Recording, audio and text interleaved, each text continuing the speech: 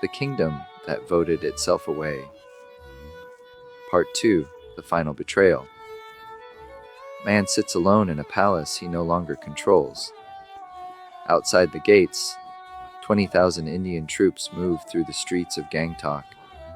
His guards have been disarmed, his radio has been confiscated, his phone calls are monitored. The kingdom his ancestors built in 1642 will cease to exist in a matter of days. He is the king, the 12th ruler of Sikkim in an unbroken line stretching 333 years. He will be the last. In part 1, we saw how Sikkim spent 3 centuries as a pawn. Bhutan invaded. Nepal's Gurkhas seized the capital. The Qing dynasty interfered from the north. Then Britain arrived, stripped away Darjeeling, and turned Sikkim into a protectorate in name only. When Britain left India in 1947, Sikkim's freedom lasted moments. The 1950 treaty handed defense, communications, and foreign affairs to New Delhi. The kingdom was still technically a kingdom, but India held the leash. By the early 1970s, 3 forces had converged into a single pressure point. The Nepali majority made up over 70% of the population. They held almost none of the power. A royal relative with a 30-year-old grudge had become the face of the democracy movement, and India's intelligence agency had been watching and waiting. The trap was set. This is where it closes. On the 4th of April, 1973, the king of Sikkim turned 50 years old. It was not a good birthday across Gangtok. Protesters poured into the streets. Their demand was straightforward: one man, one vote, genuine democracy, an end to the system that handed political power to a tiny minority, while 70% of the population paid taxes and watched. The man leading those protests was the king's rival. His name was Qazi Lendup Dorji. He had been humiliated by the royal family at a monastery in 1933. He had been waiting 40 years for his moment. The protests were not spontaneous. India's intelligence agency, RAW, had been meeting with the rival and his allies since February. 2 operations had been quietly activated: logistical support, financial backing, strategic guidance. The grievances were genuine, but the timing had a careful hand behind it. Clashes erupted near the palace. Police fired on the crowd. Civilians were wounded. Within days, Gangtok was gripped by looting and arson. The king, unable to restore order with a palace guard of 400 men, did what his family had always done when overwhelmed. He called for India. It was the last independent decision he would ever make. On the 8th of April, the king signed a draft agreement prepared by Indian authorities. The next morning, Indian paramilitary forces entered Gangtok. The existing council was dissolved. An Indian-supervised electoral framework was imposed. The kingdom was still standing, but it was now running on Indian oxygen. India moved fast. A new electoral system was designed. 32 seats, split evenly between ethnic groups on paper, but with a single shared electorate. Whoever could turn out the biggest unified vote would win everything. In April 1974, the election was held. The rivals' party won 31 of the 32 seats. With one ballot, the king became a decoration. The palace still stood, the title still existed, but every law, every budget, every decision now flowed through the rival and his Indian-backed government. The king had no authority left. He was a symbol with no power attached. Then India went further. In September 1974, India's parliament passed an amendment designating Sikkim an associate state. It was a legal category invented specifically for this moment. Not a state, not a kingdom, something in between designed to ease the final step. But there was one problem with the whole process. Most of the assembly members could not read English. Every official document was drafted in English. No translations were provided. Legislators signed bills they could not read in a language that was not theirs, approving a future they did not fully understand. The king called it illegal. He called it unconstitutional. He appealed to anyone who would listen. Almost no one did.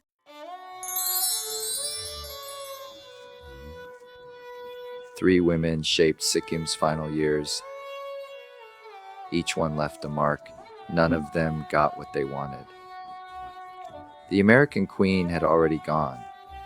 Hope Cook, the New York socialite who had married the king in 1963 and become Sikkim's most photographed figure, quietly left for Manhattan in July 1973, just as the protests were reaching their peak. The marriage had been fracturing long before the political crisis. She did not come back, but her damage was already done. Years earlier, she had written an article demanding the return of Darjeeling from India.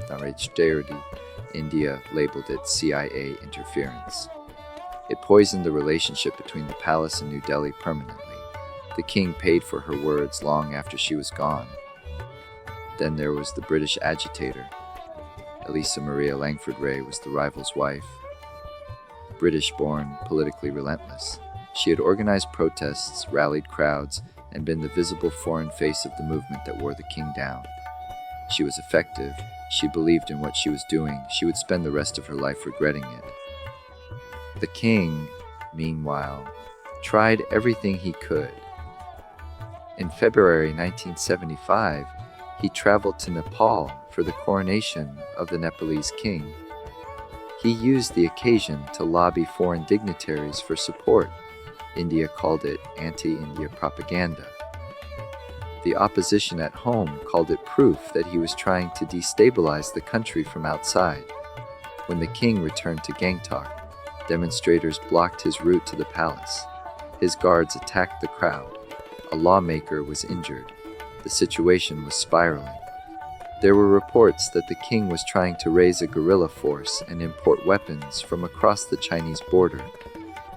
Whether true or invented, the reports gave India what it needed. The rival formally requested Indian military intervention. The king had one move left. He was an amateur radio operator, licensed under the call sign AC3PT. Using his equipment, he broadcast an alert before Indian authorities could react. The news of what was happening in Sikkim went around the world. The world's response was lukewarm. A group organized in New York tried to bring the matter before the United Nations. The American delegation refused to forward it. The Cold War had its own logic. A tiny Himalayan kingdom did not fit into it. India took away his radio.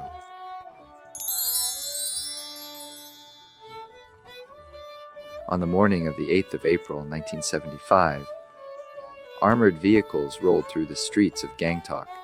They knew every road. They had been managing those roads for 25 years.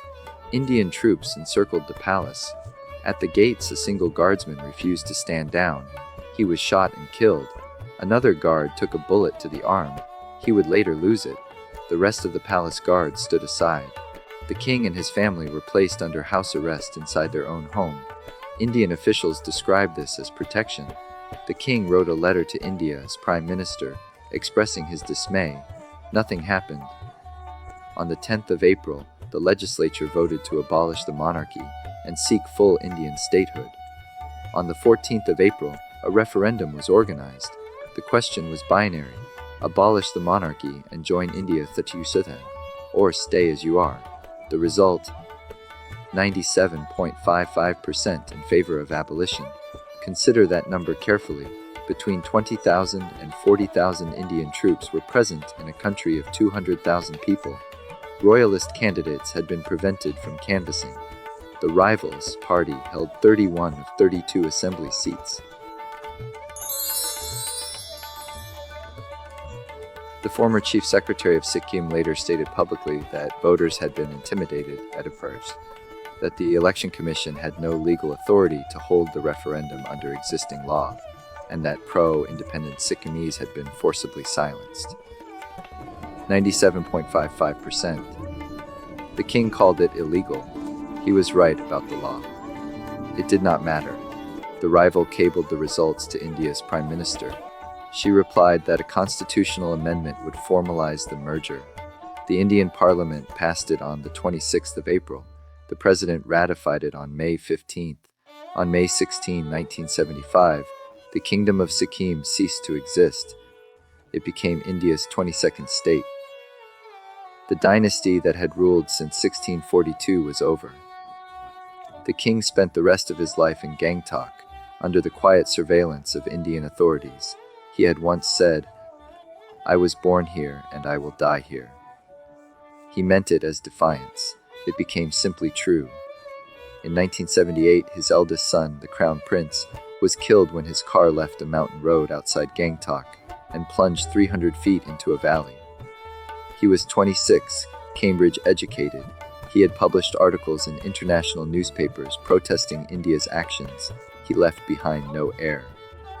The dynasty that had survived Bhutan and Nepal and Britain and the Qing found its end written in a car wreck on a mountain road.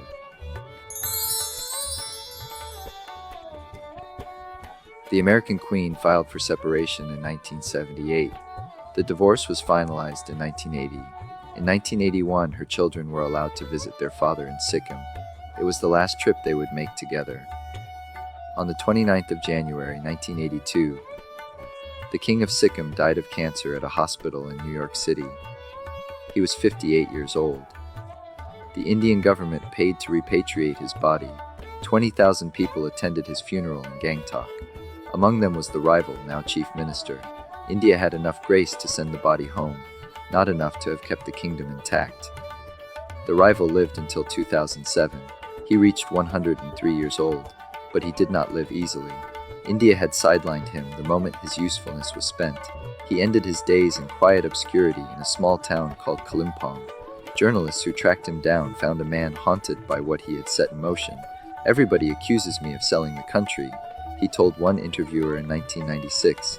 "Even if it is true, should I alone be blamed?" He died without an answer. The British agitator had already given hers. Years after the annexation, Elisa Maria told the king's close friend and biographer, "You and the Chogyal were absolutely right. It has all been a terrible mistake."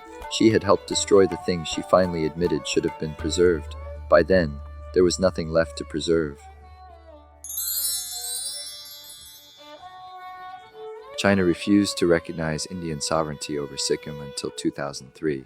It finally accepted the annexation in exchange for India formally acknowledging Tibet as part of China. Two kingdoms, one absorbed, one occupied.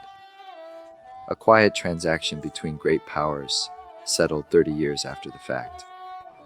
India has a case. The Nepali majority was genuinely oppressed under the old system.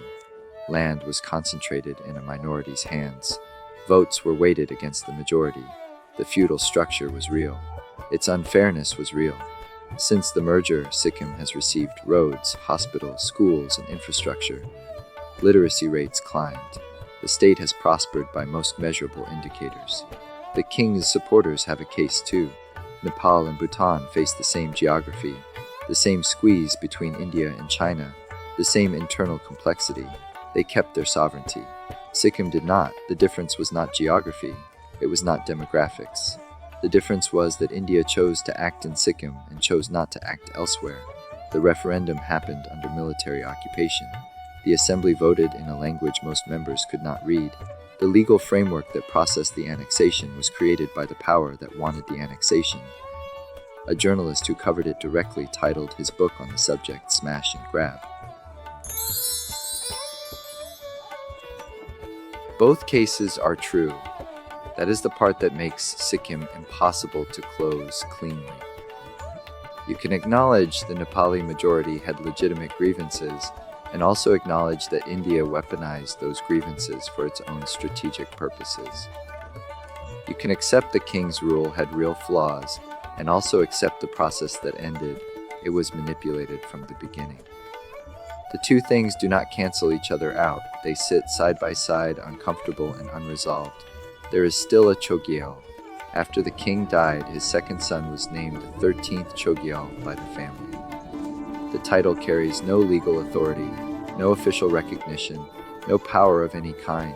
He participates in local cultural and religious ceremonies. A king without a kingdom, performing the rituals of a state that no longer exists. In Sikkim today, views are divided along lines that roughly track ethnicity and age. Some Sikkimese particularly in the Nepali community, regard the merger as liberation from feudal rule. Others, particularly among older families, still use the word annexation with the bitterness of people who remember losing something that cannot be returned. In India, the Sikkim story is rarely examined. It sits awkwardly beside the official story of a peaceful democratic republic. The prime minister who succeeded Indira Gandhi called the annexation a mistake in public. He could not undo it. His honesty cost him politically. The youth wing of the ruling party organized violent protests against him for saying it. The lesson India's political class drew from that was simple: do not say it. So they do not. The kingdom of Sikkim survived 333 years of invasion. It survived colonization. It survived being passed from one empire to the next. It was not destroyed by any of those forces directly. It was destroyed by a referendum conducted under military occupation in a language the voters could not read, organized by the power that had already decided the outcome, and yet it was a referendum. Tens of thousands of people voted for it. Their grievances were genuine. The inequality that drove them was real.